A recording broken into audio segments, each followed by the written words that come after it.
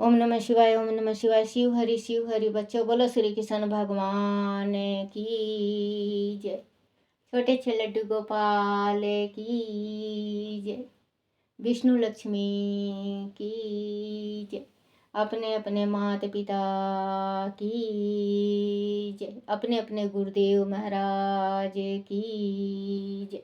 राधे कृष्ण की जय।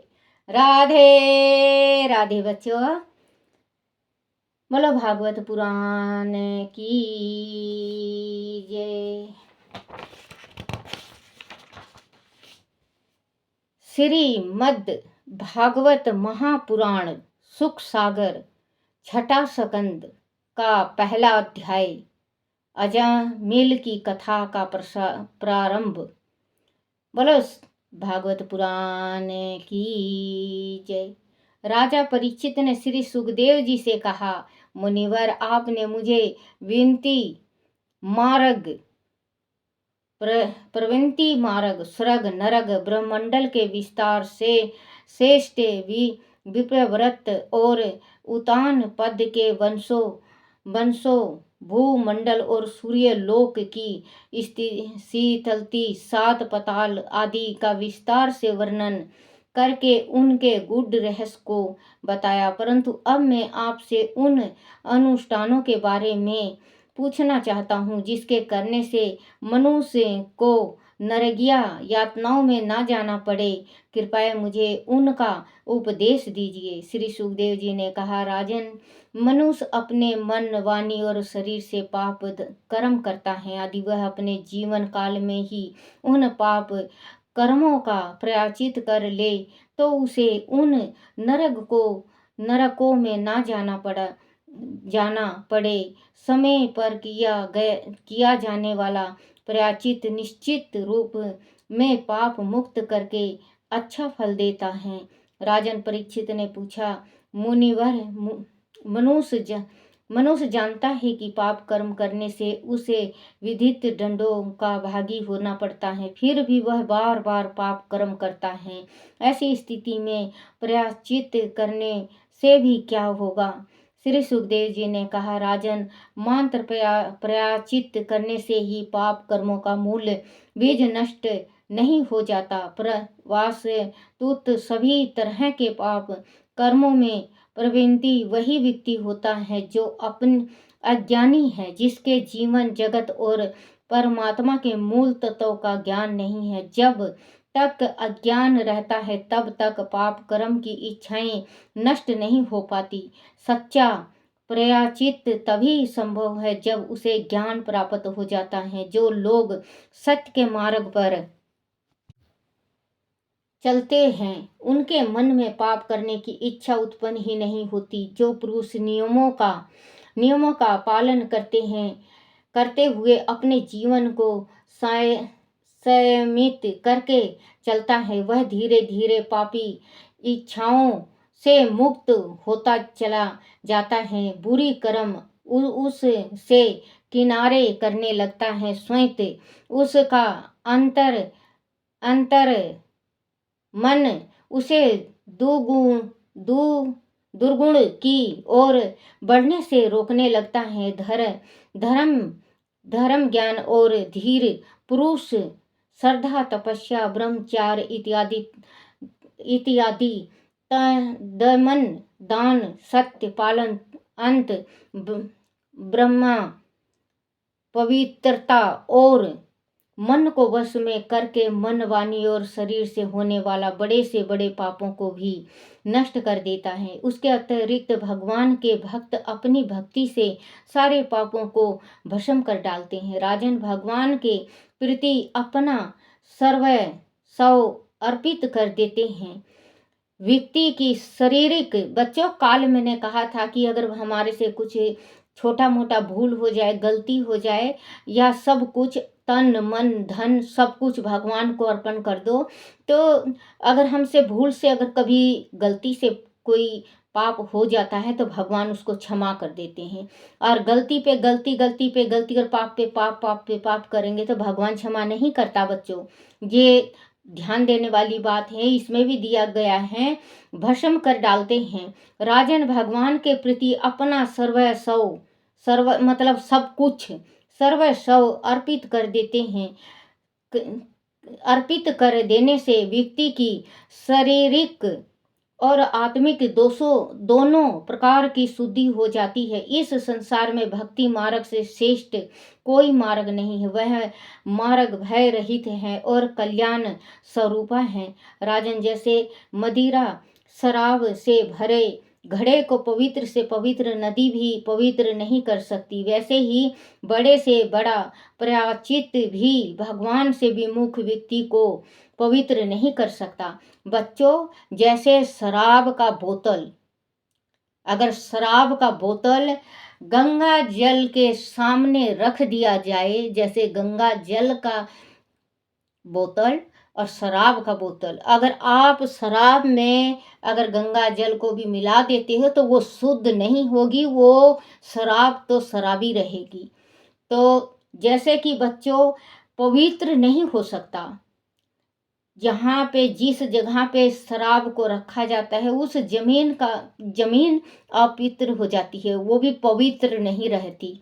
तो बच्चों, शराब शराब जुआ, सट्टा, ये ये गलत गलत काम, ये करना नहीं चाहिए, क्योंकि इसको करने से ही इंसान शराब पी के ही गलत कदम उठाता है। क्योंकि शराब में इतना खराबी है कि इंसान खुद में नहीं रहता, वो बहक जाता है। तो उससे कोई भूल से ऐसी गलती हो जाती है कि वो जीवन भर जेल के अंदर पड़ा पड़ा पछताता है कि मैं उस दिन अगर शराब नहीं पीता तो मेरे से ये काम नहीं होता। तो बच्चों, शराब कभी नहीं हाथ शराब में लगाते। जब शराब धरती में रखी हुई उस धरती नापाक हो जाती, तो हम तो अगर पिएंगे तो हमारा शरीर भी, क्योंकि लहू बन के चलेगा, तो सारा शरीर नापाक हो जाता है। जो ये गलतियां करता है उसको परमात्मा नहीं बख्शते, उसको नरक में वो जाता ही जाता है। जो व्यक्ति श्री कृष्ण के चरण कमल में नित्य रहता है, उसके तो सारे पाप कर्म बिना प्रायश्चित के ही समाप्त हो जाता है। उन्हें फिर सपन में भी मृत्यु का भय नहीं सताता। नरक की तो बात ही क्या। सही कहा है। जो श्री कृष्ण भगवान के रात दिन सेवा में लगा हुआ है, उसको वो न मरने से डरता न जीने से डरता। उसको चाहे कभी भी परमात्मा ले जाए, वो श्री कृष्ण के उसमें रहते हैं। उनको यही कहना होता है कि हम श्री कृष्ण के जैसे, श्री कृष्ण वासुदेव जैसे भी रखेंगे वैसे हम रह लेंगे। तो परीक्षित, यह मैं तुम्हें महात्मा लोगों द्वारा कहे गए एक दृष्टांत को सुनाता हूँ। कन्नय कुवज कनौज नगर में एक दासी पति ब्राह्मण रहता था। उसका नाम आजमिल था। दासी के संग रहने के कारण उसके सारे सदाचार नष्ट हो गए थे। वह छल पूर्वक लोगों को ठगा करता था। क्योंकि ब्राह्मण था, वो दासी के साथ रहने लगा, तो उसका जो पंडिताई बुद्धि था वो सब खत्म हो गया। वो ठगने का काम चालू कर दिया। उस ब्राह्मण ने छल पूर्वक लोगों को ठगा करता था। वह अति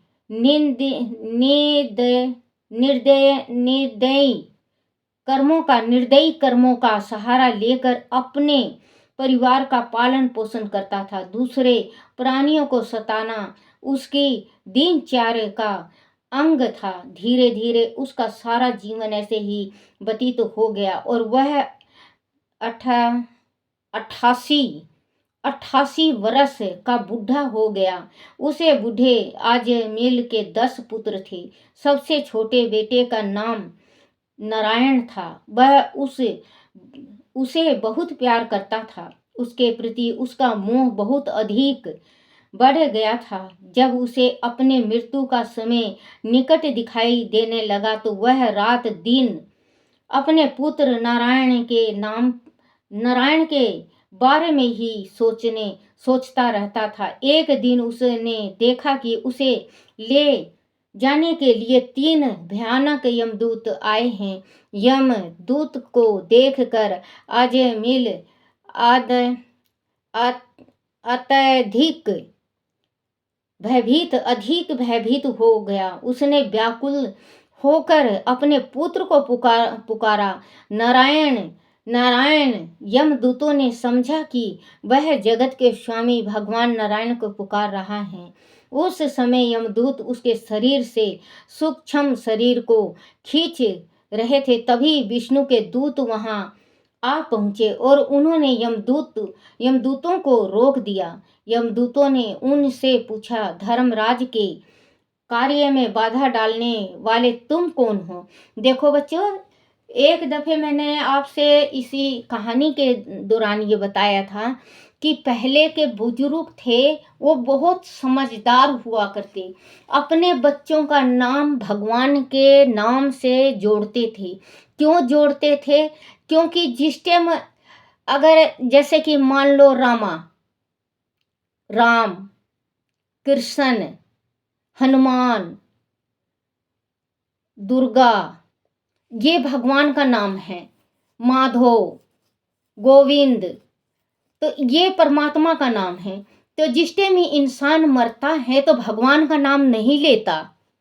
भगवान का नाम नहीं लेता वो अपने बच्चों का नाम लेता है। या बेटी का नाम लेगा। बेटियों का नाम भी दुर्गा, सरस्वती, भवानी, लक्ष्मी, ऐसे ऐसे नाम होते थे पहले।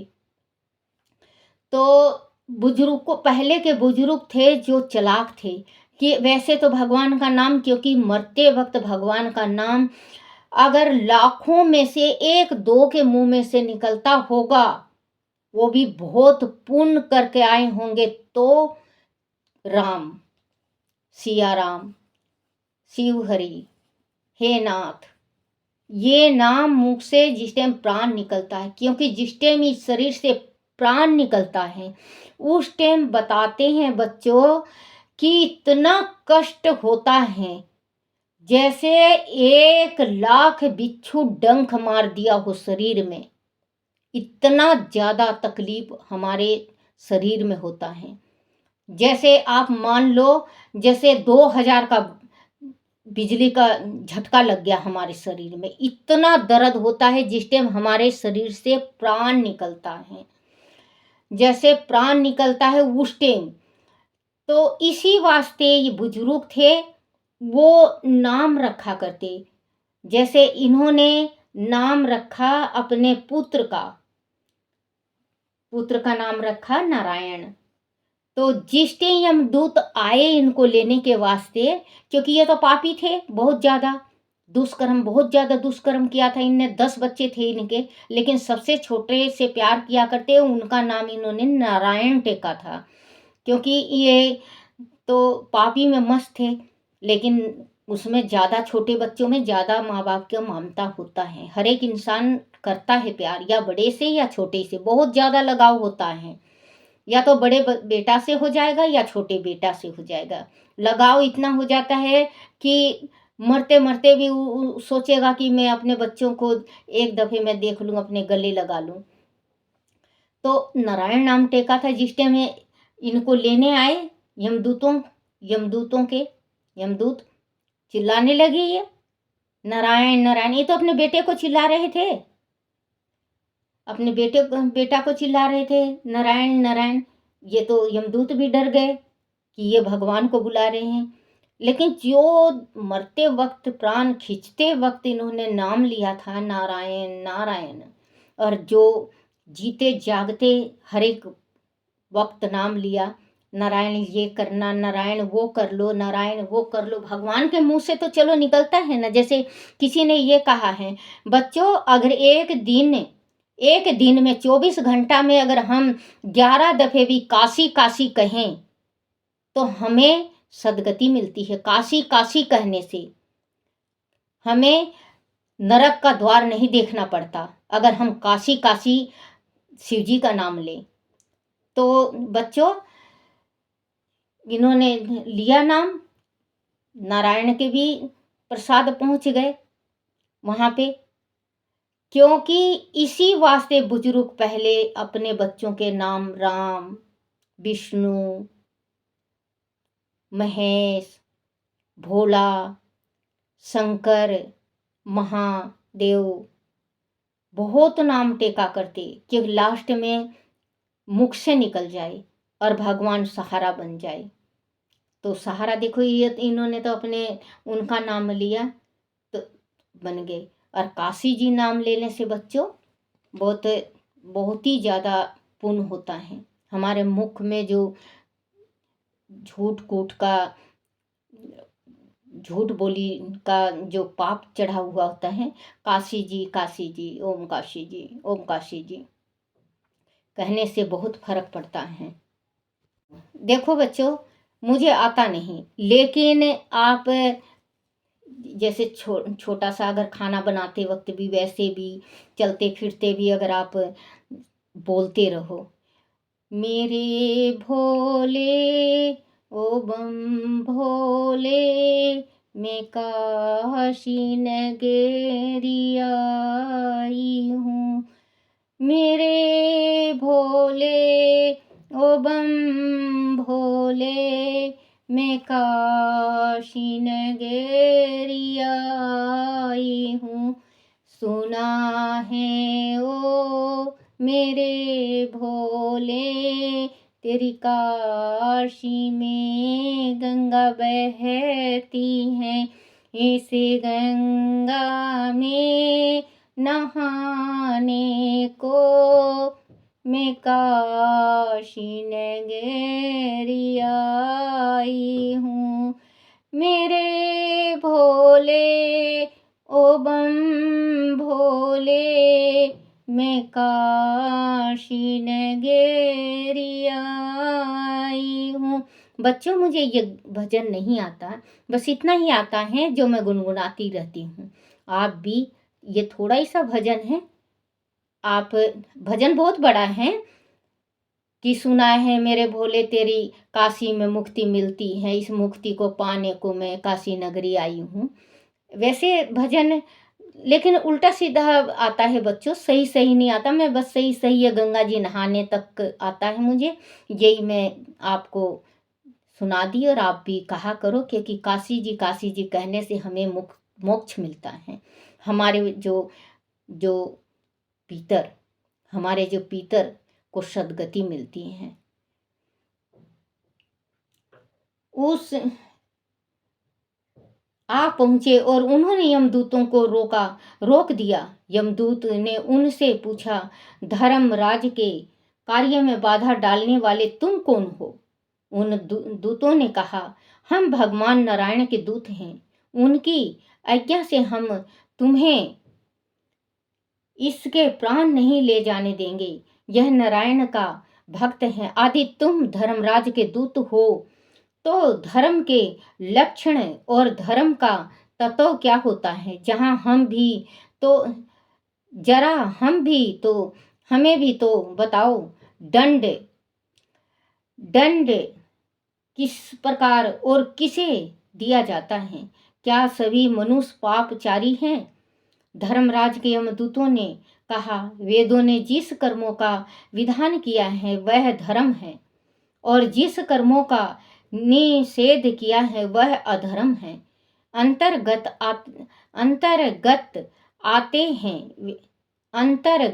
आते हैं। वेद तो स्वयं भगवान के स्वरूप हैं, वह प्राण रूप है, ऐसा हमने सुना है। जगत के सभी गुण और पदार्थ उन्हीं में निहित होते हैं। वेद ही उनके स्वरूप और कर्म का सर्विग कारण करते हैं। वह मनुष्य के सभी कर्मों के साक्षी हैं। सभी ग्रह, दिशा, काल और धर्म उन्हीं में आश्रित हैं। जब किसी के अधर्म मार्गी होने का पता चलता है तो वह भी उसे दंड देते हैं।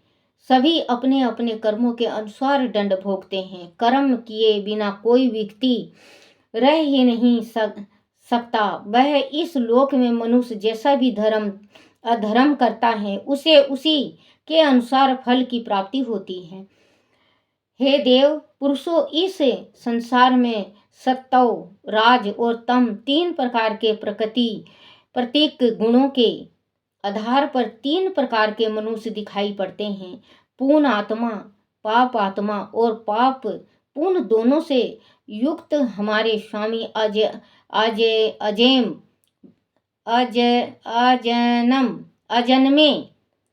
अजन्मे भगवान यमराज सभी के अंत कारण में विराजमान है। इसीलिए वह सभी के अच्छे बुरे कर्मों का साक्षी बनते हैं और उनके भविष्य का निर्धारण करते हैं। जीव वर्तमान शरीर के सिवाय पहले पिछले शरीरों और उनके बारे में कुछ नहीं जानता। हे सिद्धि पुरुष, इस शरीर में 5 कर्म इंद्रियों के द्वारा ही वह अपने सारे कर्म संपन्न करता है और अपनी 5 ज्ञान इंद्रियों से रूप रस आदि 5 विषयों का अनुभव करता है। वह 11वां उनका मन होता है। वह कर्म इंद्रियों और ज्ञान इंद्रियों के मध्य से सभी विषयों को भोगता है। जो व्यक्ति इस जगत में अपनी समस्त इंद्रियों को अपने बस में नहीं कर लेता, उसे ना चाहते हुए भी संसार में रहकर बहुत से कर्म करने पड़ते हैं। ऐसे स्थिति में वह रेशम के कीड़े के समान अपने ही जाल में उलझता रहता है।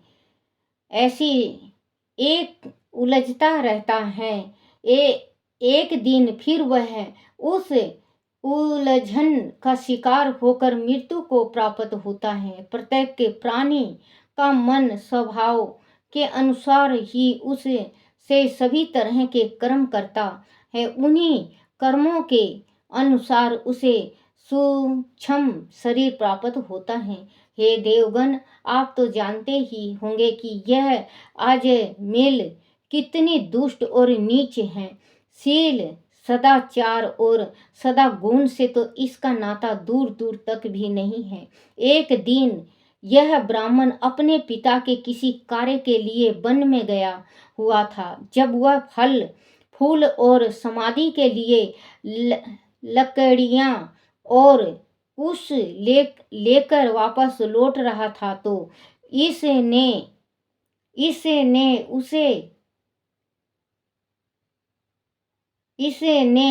एक पुरुष को मदिरा पान करके एक सुंदर वेश्या के साथ वन में विहार करते देखा। उसे देखकर इसके मन में भी काम भावनाएं जागृत हो गई। इसने उन भावनाओं पर अंकुश लगाने का बहुत प्रयत्न किया, परंतु वह इसमें सफल नहीं हो सका।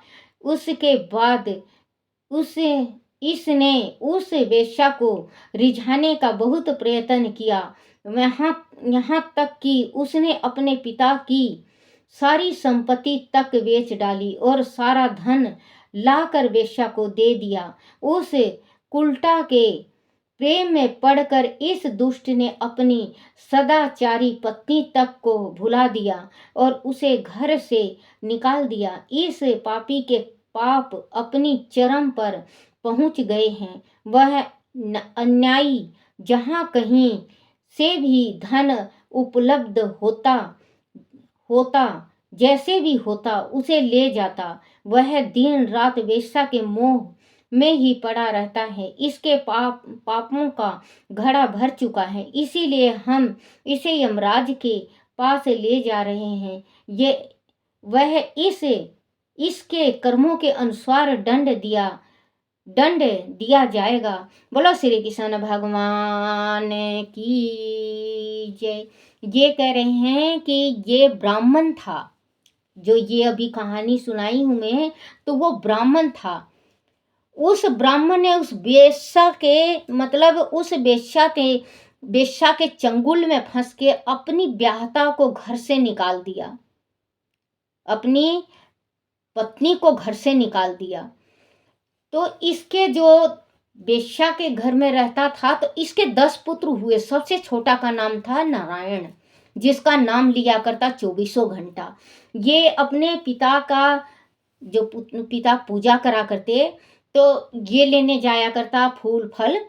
तो वहाँ पे कोई राक्षसी होगा जो वेश्या के साथ गमन कर रहा था, उसको देख के इसका जो काम काम जगा, फिर इसका शांत नहीं हुआ। इन्होंने सब कुछ अपने पिता का बेच दिया उस वेश्या को रिझाने में। उस वेश्या के 10 पुत्र भी पैदा किए इसने, क्योंकि ये ब्राह्मण था, वो वेश्या थी। इसने अपने कुल का मर्यादा, अपना खानदान का, आस पड़ोस का, भाईचारा का, इसने किसी का भी नहीं सोचा ना समझा।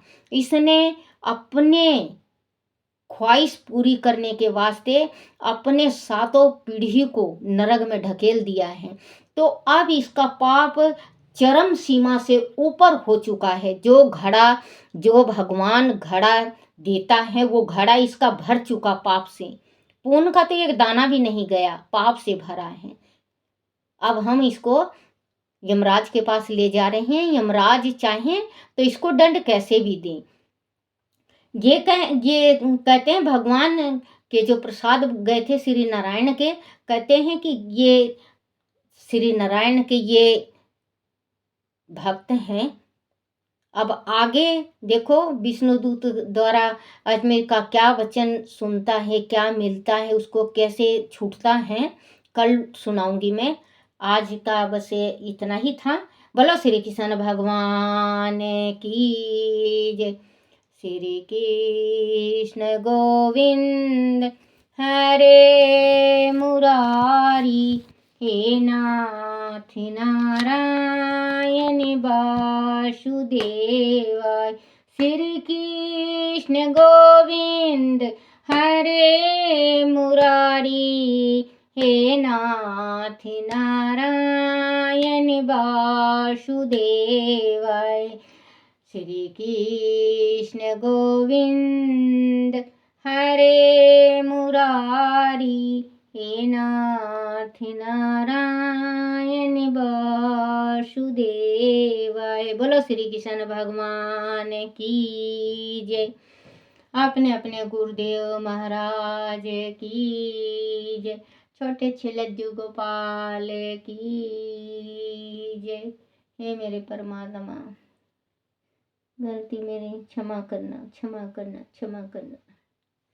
बोलो श्री कृष्ण भगवान की जय।